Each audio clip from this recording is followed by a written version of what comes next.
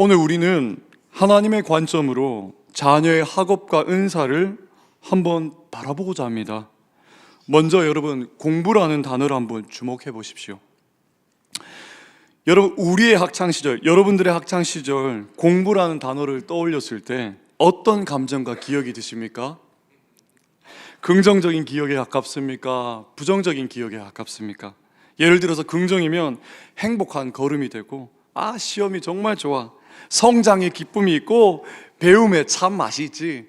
근데 반대로 부정적인 감정은요, 그냥 하는 거 참 지겨워, 해도 안 돼, 졸린 새벽이야. 자, 여러분, 긍정이 더 많으신 분들 한번 손 들어볼까요? 이렇게 몇 분 없으세요. 그래도 있으시네요. 자, 부정은요? 대부분이시죠. 예, 저는 어디일까요? 아니요, 부정이었습니다. 자, 우리가 다양한 감정을 품고 있는데 과연 현재 오늘날 살아가는 우리 다음 세대 자녀들에게는 어떤 모습으로 나타날까요? 잠시 우리 자녀들의 모습을 한번 떠올려 보겠습니다. 기사나 뉴스, 일상을 보면 이런 것 같습니다. 이른 새벽부터 일어나서 눈을 비비면서 학교와 학원에 가는 우리 중학생, 주말에도 쉬지 못하고 이어서 과외를 가는 고등학생 친구들, 방학 때는 공부 스케줄 때문에 오히려 학기 때보다 더 바빠지는 우리 초등학생 친구들, 그리고 그런 아이들을 바라보면서 한숨을 쉬는 부모의 모습. 어쩌면 여러분, 이것이 우리의 현 주소일지 모르겠습니다. 2023년 교육부 통계 자료에 따르면 우리나라 초등학생의 76%가 주 3회 이상 학원을 다니고 있다고 합니다. 정말 많이 다니죠.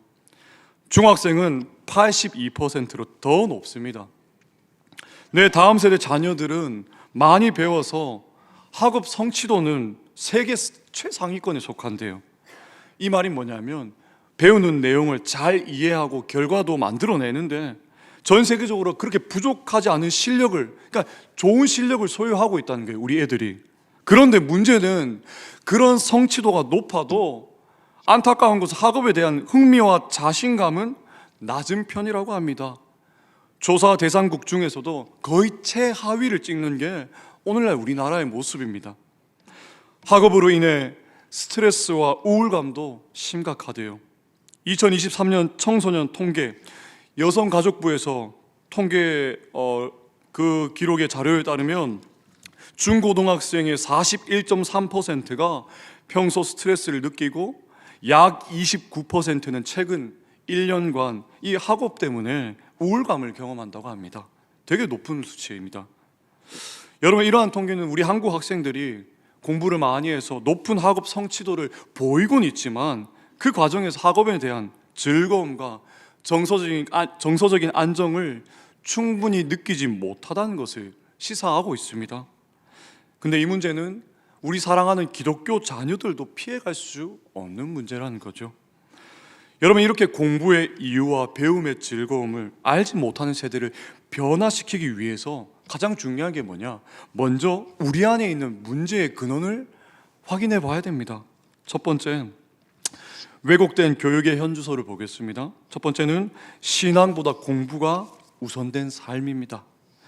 여러분, 우리 한국 사회에서 최대의 종교가 무엇인 줄 아세요? 1번 기독교, 2번 불교, 3번 천주교. 정답은요? 정답은 4번에 있습니다. 뭐냐? 바로 대학교입니다. 대학교. 여러분, 이 말은 단지 우스갯소리가 아닙니다. 입시를 향한 헌신과 태도를 보면 대학교는 사실상 종교화가 되었다고 해도 과언이 아닙니다. 목마른 사슴이 시냇물을 찾기에 갈급함 같이 많은 학생들이 대학을 흠모하고, 학생들뿐만 아니라 많은 부모님들도 그렇게 흠모하지요. 대학이란 그 위세를 등에 업은 학생들은 우리 사회에서 정말 신성한 존재가 됩니다. 그 앞에서는요, 함부로 떠들어서는 안 되고 텔레비전도 켜서는 안 됩니다. 그리고 고된 하루를 다 경험하고 정말 가방 끌고 퇴근한 부모님조차도 현관문을 열 때 살짝 소리 없이 닫고 열어야 되죠.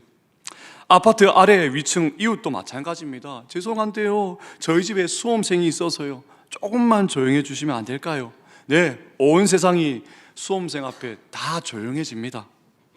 나 공부해야 해, 이 한마디면 모든 것에서 열애가 되죠.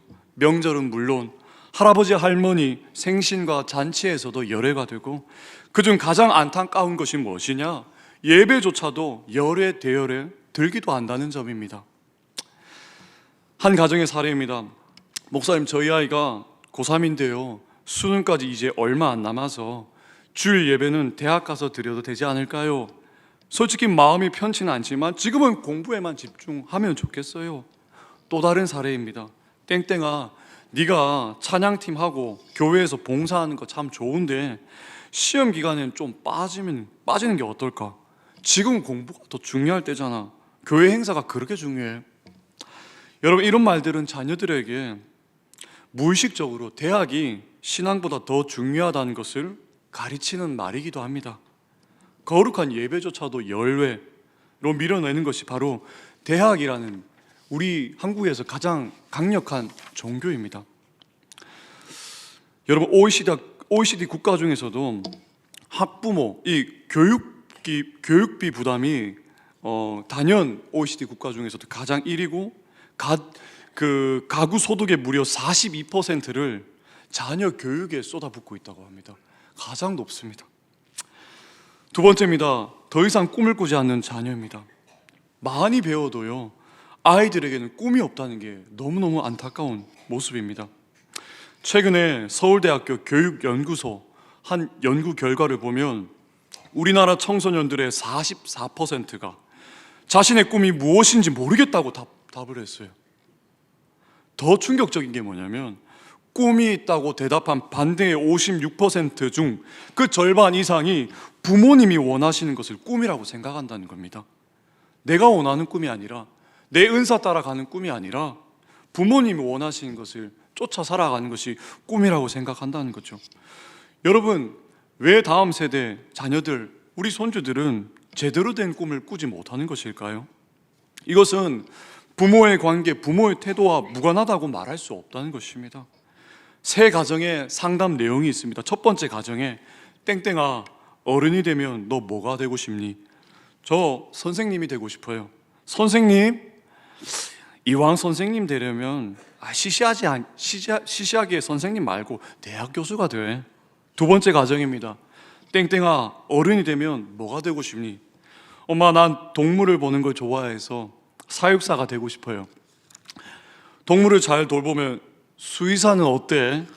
수의학과를 가면 연구원도 될 수 있고 취업도 잘 된다고 하던데, 이왕이면 좀 더 안정적인 직업을 가지는 게 좋잖아. 세 번째 가정입니다. 아우 선생님, 우리 애는요 아무런 의욕도 생각도 꿈도 없습니다. 꿈이 있어야 대학도 가고 진로도 결정할 수 있는데 하고 싶은 게 하나도 없어서 정말 답답해요.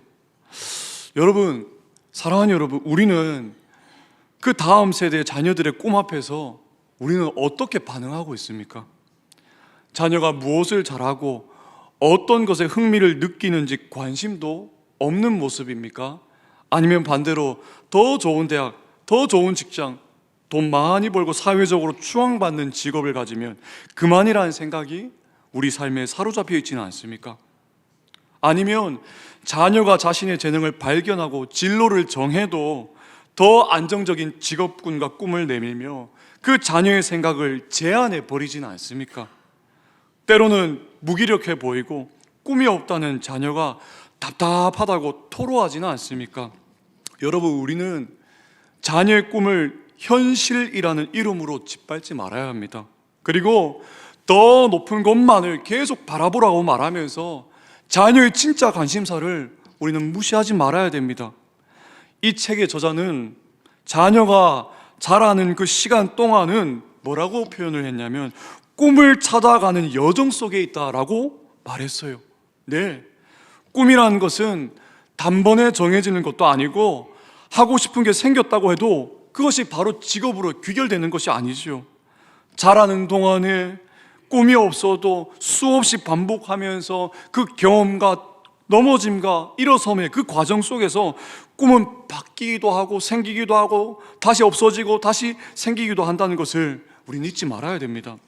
그래서 무엇보다 기도 학부모는 자녀가 꿈을 가질 수 있도록 잠잠히 자녀가 자신의 길을 갈 수 있도록 관찰하고 기도해주고 격려하는 삶을 놓치지 말아야 된다는 사실을 여러분 날마다 기억하시기 바랍니다. 이제 우리 두 번째, 성경적 교육관의 회복에 대해서 이야기를 나누고 싶습니다. 첫 번째, 자기 일과 자기의 몫을 우리는 확인할 수 있어야 됩니다. 전도서 3장 22절의 말씀 우리 한번 함께 읽어보겠습니다. 시작. 그러므로 나는 사람이 자기 일에 즐거워하는 것보다 더 나은 것이 없음을 보았나니 이는 그것이 그의 몫이기 때문이라. 아멘. 하나님은 각 사람에게 자기 일, 그의 몫에 맞는 일을 주셨습니다. 그래서 어떤 사람은요, 이런 일을 할 때 즐거워요. 그런데 어떤 사람은 이런 일 할 때보다도 저런 일을 할 때 즐거운 것이죠. 하나님께서는 각각에게 주신 잘 맞는 즐거운 분야가 분명하게 있다는 것입니다. 네, 고린도전서 12장 4절에서 7절의 말씀도 여러분 함께 읽어보길 원합니다. 시작. 은사는 여러 가지나 성령은 같고 직분은 여러 가지나 주는 같으며 또 사역은 여러 가지나 모든 것을 모든 사람 가운데서 이루시는 하나님은 같으니 각 사람에게 성령을 나타내심은 유익하게 하려 하심이라. 아멘. 여러분, 이 말씀대로 하나님은 우리 모두를 다양하게 만드셨다는 것입니다. 오케스트라 공연을 보면 다양한 악기로 한 그 심포니, 하모니를 만들어내지요. 바이올린, 첼로, 플룻, 클라리넷, 색소폰 등등 각각의 악기는 전혀 다른 소리를 냅니다.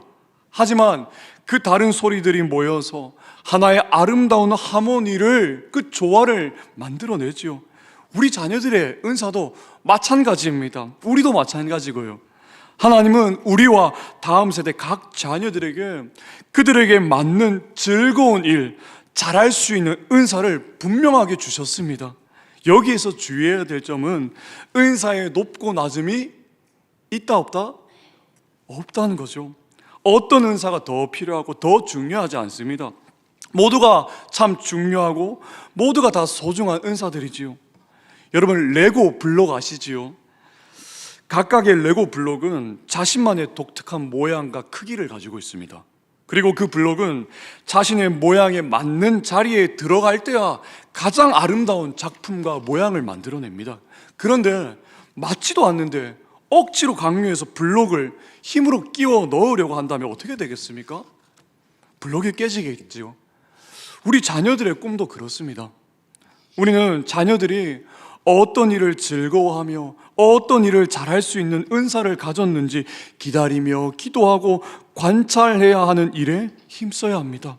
이는 하나님께서 자녀를 창조하신 그 창조 의도를 알아채려는, 정말 알기를 소망하는 정말 참된 복된 노력입니다. 두 번째입니다.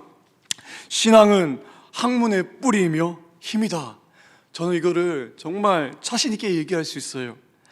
여러분, 많은 이들이 신앙을 가지면 공부에 전혀 도움이 안 되고 오히려 방해만 된다고 생각하는 경우가 너무너무 많습니다.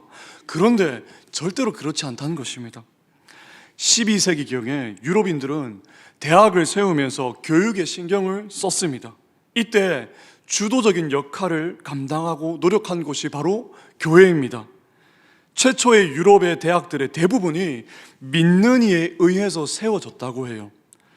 그래서 여러분, 16세기에 종교개혁의 핵심 리더였던 종교개혁자 루터와 칼빈도 믿는 이들의 그 복음을 잘 이해하는 것이 너무나도 중요하지만 복음을 전할 그 세상의 학문도 정확하게 파악해야 한다고 지적했습니다. 그래서 칼빈은 복음과 함께 헬라어도 라틴어와 같은 고대 언어, 그리고 과학, 의학, 사회, 경제, 정치학에 이르는 방대한 그 분야를 골고루 가르쳤다는 것입니다. 왜냐하면 그들에게 있어서 이런 다양한 학문과 배우는 그 모든 것들이 절대로 쓸데없는 게 아니라 하나님의 창조 세계를 더 잘 이해할 수 있는 도구임을 깨달았기 때문입니다. 잠언 1장 7절입니다. 우리 함께 읽어볼까요? 시작. 여호와를 경외하는 것이 지식의 근본이거늘. 아멘. 이 말씀처럼 신앙은 학문을 저해하는 것이 아니라 오히려 학문을 생기 있게 하는 진정한 뿌리가 되며 힘이 된다는 것입니다. 자, 이 사실을 몸소 체험한 사람이 바로 저입니다. 저는 어린 시절에 책을 무지무지 싫어했어요. 이 딱딱한 글씨들, 이 수많은 글자들, 그림도 없는 이 글을 왜 봐야 되는지 하면서 부모님이 날마다 책 좀 보라면서 다양한 책들을 많이 사주고 책장에 꼽아주기도 했습니다. 네, 책이 많았어요. 근데 그걸 많이 있음에도 그렇게 즐겁게 생각하지 않았습니다. 그저 노는 것, 밖에서 뛰어노는 것, 지원이가 지금 뛰어노는 걸 너무 좋아하는데 그처럼 친구들과 시간을 보내고 게임하는 것, 이런 게 더 즐거웠습니다. 그런데 하나님을 제대로 만나고 그 하나님을 알게 되자 배움 하나하나가, 경험 하나하나가 얼마나 귀하다는 것을 깨닫게 되었습니다. 예전에 한 수학 선생님에게 했던 말이 아직도 너무너무 후회가 되고 죄송스러운 마음이 커요. 제가 고등학교 1학년 때까지는 수학을 그렇게 안 보이시겠지만 상위권으로 좀 잘했어요. 그런데 지금은 못합니다. 수학 선생님이 좀 더 해보라는 그 선생님 앞에서 제가 뭘 얘기했냐면 저 목사 할 건데요, 목사가 수학이 뭐가 필요해요? 라는 아주 철없고 어리석은 이야기를 했던 게 얼마나 후회가 되는지. 수학을 좀 더 잘했다면, 더 잘 알았다면 논리도 그렇고 다양한 부분도 더 귀하게 얻었을 텐데, 네, 그때는 배움의 즐거움, 그 유익함을 몰랐던 겁니다. 그런데 하나님을 비로소 알게 됐을 때 그 배움의 즐거움을 깨닫게 되었고 매일 책을 보며 배움을 사랑하게 되었다는 거죠. 그래서 배움이 한창 즐거울 때는 막 과학도 즐거운 거예요. 와, 하나님 만드신 그 창조세계, 그 놀라운 진리들 보면, 그 오묘한, 정말 말로 설명할 수 없는 그 신비의 세계만 보면 와, 그 모든 것이 하나님을 찬양하게 되더라고요. 수학뿐만 아니라 막 과학도, 뭐 사회 문화도 하나님의 그 놀라운 그 질서와 그 놀라운 그 막 딱딱 맞는 그 모든 것들을 보면 와, 하나님은 어떻게 이렇게 균형 잡히게 이 세상을 창조하셨을까 라는 생각이 들더라고요. 예, 여러분, 제가 옛날에 공부할 때 자신의 학문의 최고점을 찍은 사람들은 예수님을 안 믿어도 무신론자가 되기는 힘들다고 하더라고요. 내가 이 학문을 열심히 팠는데 이걸 파보니까 신이라는 존재는 있는 것 같다는 것을 부정할 수가 없다는 거예요. 예, 그렇습니다.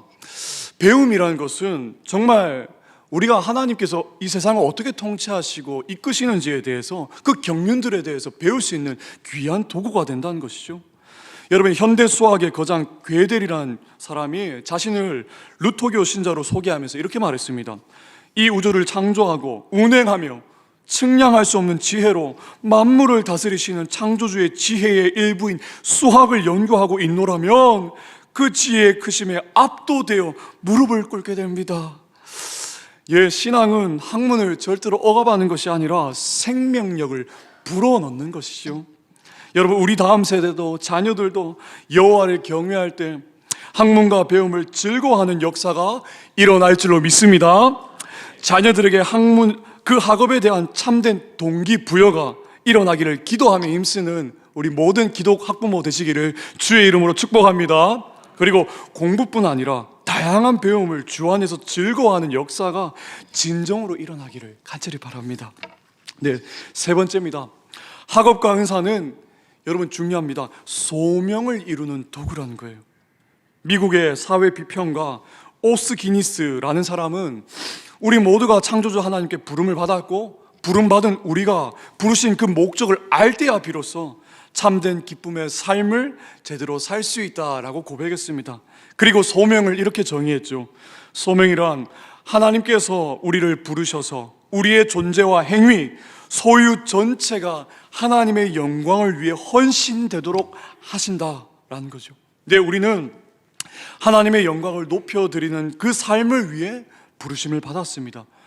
그러니 하나님께서 우리 각자에게 주신 그 학업과 은사 달란트는 하나님을 섬기고 이웃에게 봉사하기 위해 주신 귀한 도구들이라는 것입니다. 그 부르신 소명을 잘 기억하며 우리의 다음 세대가 학업과 은사를 주의 영광을 위해서 사용하는 복된 삶이 나타나기를 주님의 이름으로 축복합니다. 마지막 실천적인 방안에 대해서 한번 살펴보겠습니다. 자녀의 은사 개발을 위해서 우리가 뭘 해야 될까? 첫 번째입니다. 하나님의 귀한 선물로 우리 자녀들 한 명 한 명을 대해야 됩니다. 어느 때부턴가 우리가 아이를 대할 때 막 비교하기 시작합니다. 저도 지훈이 아주 작지만 다른 애기들에 비해서 키가 좀 작은 것 같더라고요. 거기서부터 이미 저도 막 비교하고, 죄송스럽지만 저도 그렇습니다. 네, 우리는 아이를 있는 모습 그대로 보지 못하고 주변의 아이들과 비교하여서 칭찬하거나 혼내기도 합니다. 그런 말과 부모의 태도는 자녀로 하여금 자신이 하나님의 귀한 선물임을 잊게 만든다는 겁니다. 그런데 정말 존재 자체로 인정받고 사랑 듬뿍 받은 그런 아이들은 자기 정체성을 뚜렷이 알아서 긍정적인 그 자신감을 가지고 생활을 하게 됩니다. 자아 존중감은 자녀들의 정체성뿐만 아니라 진리와 은사를 개발하는 데도 아주 중요한 기초가 되는 것이죠. 그러니 지금 당장 결과를 내지 못하더라도 자녀의 그 내적인 잠재력을 우리가 기대하면서 하나님이 만드신 그대로의 아이를 사랑하고 인정하는 삶으로 날마다 대하시기를 간절히 부탁드립니다. 두 번째입니다. 자녀 스스로 할 수 있도록 기다려줘야 됩니다. 요즘 지훈이가 뭐든지 혼자서 하려고 막 그렇게 때를 쓰더라고요. 자아가 막 많이 생겨서 옷도 한번 본인이 스스로 입어보겠대요. 근데 아침에 어린이집을 보내야 되는데 저는 시간을 보면서 빨리 가야 되는데 얘는 지가 계속 입어보겠답니다. 저의 마음은 애탑니다. 빨리 옷을 입히고 싶은데. 그런데 그런 마음이 들 때마다 이 이야기가 저에게 와닿더라고요. 네, 우리 아이들은 스스로 독립적인 주체가 되도록 우리가 길러야 된다는 거죠. 어릴 때부터 스스로 선택도 할 수 있어야 되고 책임지는 그 연습을 해본 아이가 성인이 되어서도 자신의 선택에 대해서 두려워하지 않는다고 합니다. 그리고 부모를 벗어나서도 독립적인 개체로서 삶을 잘 살아갈 수 있다고 합니다. 하나부터 10까지 하나 둘 셋 넷 다 챙겨주는 것은 절대로 좋은 습관이 아니라고 말하고 좋은 습관을 형성시켜 주지 못한다고 합니다. 내 스스로 선택하는 연습을 하지 못한 채 큰 아이들은 성인이 되어서도 자신의 삶을 주도적으로 사는 힘을 다 잃어버립니다. 네, 우리는 다음 세대 자녀들이 스스로 할 수 있는 힘을 길러줘야 합니다. 그런데 여러분, 그게 단번에 성취되는 것이 아니지요. 태어나면서부터 자라기까지 수많은 삶의 그 경험들 속에서 습득되는 것입니다. 그래서 우리에게 필요한 것은 한 걸음 한 걸음 그 뒤에서 자녀의 삶을 한번 바라보고 기다려주며 기도해줘야 된다는 것입니다. 고린도전서의 13장 그 사랑장에 보면 사랑이 절대로 여러분 로맨틱하게 보이지 않습니다. 때론 되게 힘들어 보이죠. 사랑은 오래 참고 온유하며 시기하지 않고, 또 7절에 보면 모든 것을 참으며 모든 것을 믿으며 모든 것을 바라며 모든 것을 견디느니라 라고 분명히 사랑에 대해서 주님이 사도 바울을 통해서 우리에게 정의 내려주시고 있다는 겁니다. 네, 우리는 기다려줘야 됩니다. 인내할 수 있어야 됩니다. 그렇게 차분히 그 자녀의 제대로 된 성장을 위해서 기다려주고 또 멀리서 제대로 성장할 수 있도록 기도해주는, 격려해주는 우리 모든 기독 학부모 되시기를 주의 이름으로 축복합니다. 마지막 자녀 은사를 찾는 한 가지 방법이 있어요. 그게 뭐냐면, 많은 사람들이 성적이면 다야 라고 말하지만 사실 성적으로 발견되지 않는 재능들이 정말 많죠. 그래서 우리는 하나님께서 주신 일반 은총, 그 은혜도 지혜롭게 사용할 수 있어야 됩니다. 하버드 대학의 하워드 가드너라는 교수님이 다중지능 이론에 대해서 설명했습니다. 그거는 누구나 타고난 8가지 지능이 있음을 알려주며 정말 개인마다 가지고 있는 흥미와 적성이 다양하게 가지고 있다는 것을 보여줍니다. 언어적인 능력, 수리 능력, 그리고 신체, 음악, 공간, 자연, 자기 성찰, 인간 친화, 대인관계. 자, 그러면 여러분 한번 생각해 볼까요? 예를 들어서 다윗은 어떤 능력을 가졌을까요? 세 가지만 한번 찾아볼까요? 다윗. 언어요? 네, 음악. 제가 생각하는 건 음악. 네. 그는 노래하고 시도 쓰고 하프로 연주했잖아요. 두 번째 또 뭐가 있을까요? 골리앗과 싸웠잖아요. 신체, 네, 신체 운동 지능도 뛰어났던 것으로 보이고, 그리고 늘 양을 치면서 자연을 통해서 하나님을 묵상했기 때문에 자연 친화적인 그런 지능도 높았던 것으로 보입니다. 자, 그러면 우리가 지금 사도행전을 통해서 보고 있는 사도 바울은 어떤 세 가지 특성이 보일까요? 네, 논리가 있고요. 복음을 전하는 그 체계적인 신학, 그 사고를 보면 알 수 있죠. 또 뭐가 있어요? 내 언어 지능도 있을 것 같아요. 설득력 있는 설교와 편지, 서술하는 것들. 그리고 한 가지요. 선교하기 위해서 뭐가 필요하죠? 네, 공간도 필요하고 인간 친화 지능이 필요합니다. 대인관계 지능이 필요하죠. 그래서 사도 바울은 이 지능이 높았기 때문에 다양한 문화권에서 선교 사역을 하지 않았을까라는 생각을 해보게 됩니다. 그렇다면 사랑하는 여러분, 우리 자녀들은, 우리 손주들은 과연 어떤 지능을 좀 더 하나님께서 어떤 지능이 좀 더 탁월할까요? 제가 우리 학부모님들께 따로 이 부분을 보내드리겠습니다. 각 가정에서 자녀들의 강점을 한번 적어보시고, 그리고 다중지능과 어떤 연관성이 있는지, 관계가 있는지 한번 확인해 보시기 바랍니다. 그리고 내가 아는 것과 또한 자녀가 아는 것이 다를 수 있습니다. 그래서 내가 아는 것도 한번 표기해보고 자녀들이 생각하는 나의 강점이 무엇인지에 대해서도 한번 찾아가면서 그렇게 자녀의 그 길을 바르게 한번 인도해 주셨으면 좋겠습니다. 자, 여러분, 이렇게 우리가 자녀들의 그런 지능과 그런 특성들, 강점들을 파악하기 위해서 정말 중요한 것이 뭐냐? 관찰이 중요합니다. 관찰. 무엇보다 관찰이 중요합니다. 오랫동안 자녀를 보고 이야기한 것들, 관찰한 것들, 여러 상황 속에서 자녀들이 어떻게 반응했는지 우리가 상기하고 복기하면서 그 자녀의 은사가 무엇인지 하나하나 찾아 나가는 것이지요. 식사를 할 때도, 가족 행사를 할 때도, 나들이를 할 때도, 캠핑을 할 때도 그가 무엇을 즐거워하고 잘하는지, 무엇을 친숙하게 즐기면서 살아가는지 우리는 확인해야 됩니다. 그런데 여러분, 예를 들어서 신체 능력이 정말 뛰어난 축구선수 손흥민이나, 그리고 피겨스케이팅, 피겨스케이팅 맞나요? 뭐죠? 네, 피겨스케이팅 김연아 선수에게 사법고시를 보라고 하면 되겠습니까? 안 되겠죠. 우리는 아이들의 강점과 그 지능을 잘 파악해서 자신이 정말 즐거워하는 일로, 잘하는 일로, 더 나아가서 소명에 응답하는 삶으로 나아가도록 안내하는 길잡이가 되어야 된다는 것입니다. 이제 강의를 맺겠습니다. 여러분, 자녀가 학업을 하는 이유가 무엇입니까? 자녀가 부모님에게, 그리고 할머니, 할아버지에게 이렇게 말합니다. 엄마, 아빠, 할아버지, 할머니, 공부 도대체 왜 해야 돼요?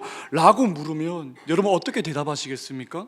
이때 한 단어만 꼭 기억해 주셨으면 좋겠습니다. 바로 소명입니다. 소명. 소명은 우리를 부르신 하나님을 믿으며 우리의 삶, 우리의 소유 전체를 통해서 하나님 나라를 이루어 가겠다는 복된 고백입니다.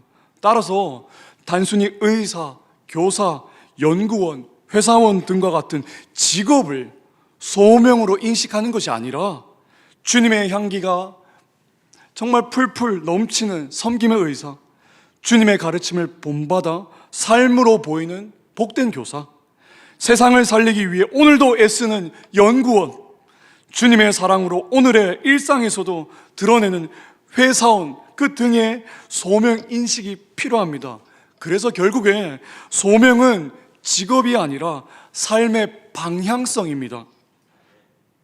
우리는 보통 내가 좋아하고 잘하는 일이 너의 소명이라고 생각합니다. 그런데 저자는요, 이것도 맞다라고 얘기해요. 하지만 어느 정도는 옳지만 여기에서 더 중요한 게 있다는 겁니다. 소명에서 가장 중요한 영역이 뭐냐면 세상을 향한 하나님의 안타까움이 머무는 곳에 우리의 삶을 헌신하는 것이라는 표현을 씁니다. 네, 재능과 하나님의 그 애통함이 만나는 것이 정말 참된 소명자로 살아간다는 것이죠. 네. 하나님은 이 땅에서 하나님의 나라가 이루어지는 그 일에 우리를 부르시고 계시기 때문입니다. 얼마 전에 여러분 한 청소년부 학생에게 정말 귀한 소식을 듣게 되었어요. 학교에서 전교 1등을 하게 됐대요. 저는 진심으로 축하해 줬습니다. 그리고 그 친구에게 말했죠. 땡땡아, 너의 그 귀한 은사로 하나님 나라를 위해서 귀하게 섬겼으면 좋겠다 라고 말했습니다. 그러자 그 친구가 뭐라고 얘기했냐면 이미 본인도 그거로 고민하고 있다고 말하더라고요. 어떻게, 무엇으로, 어떤 방법으로, 어떤 과를 진학하고 뭘 해야지 하나님을 정말 기쁘게 섬길 수 있을까 고민을 하고 있더라고요. 네, 사랑하는 여러분, 우리의 다음 세대의 모든 자녀들이 주께서 주신 그 은사와 학업을 하나님의 마음으로 소명자로서 하나님의 영광을 위해서 복되게 사용해서 정말 우리의 모든 가정과 교회와 사회를 정말 아름답게 샬롬으로 변화시키는 복된 주역들로 자라기를 주님의 이름으로 축복합니다.